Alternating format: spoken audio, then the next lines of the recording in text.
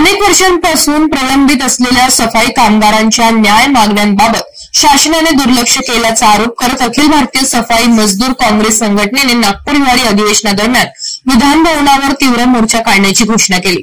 हा निर्णय राष्ट्रीय अध्यक्ष गोविंदभाई परमार यांनी पत्रकार परिषदेत जाहीर केला।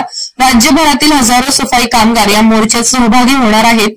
मुख्य प्रलंबित मागण्या डॉक्टर बाबासाहेब आंबेडकर श्रम सफाई आवास योजना अद्याप अपूर्ण, कोणालाही घर मिळाले नाही, मृत कामगारांच्या कुटुंबियांना तात्काळ नोकरी न मिळण्याची गंभीर तक्रार, वारसांच्या नियुक्तीचे प्रस्ताव 9 वर्षांपासून प्रलंबित, जिल्हा परिषदेत नियुक्ती नसल्याने कुटुंबियांना शासन लाभ मिळत नाही, योग्य वेतनवाढ न मिळाल्याने कामगार आर्थिक अडचणीत, मनपा सफाई कर्मचाऱ्यांना 3 वेळा हजेरीची सक्ती, नियमबाह्य निर्णय। मोर्चातील मुख्य मागण्या: सफाई कामगारांना अत्यावश्यक सेवांमधून मुक्त करावे आणि ठेका पद्धती रद्द करावी। 1975 ते 2023 या कालावधीतील सर्व प्रलंबित वारसांच्या नियुक्त्या 1 वर्षात पूर्ण कराव्यात। संघटनेने शासनाला इशारा देत सांगितले की मागण्या मान्य न झाल्यास आंदोलन अधिक तीव्र करण्यात येईल।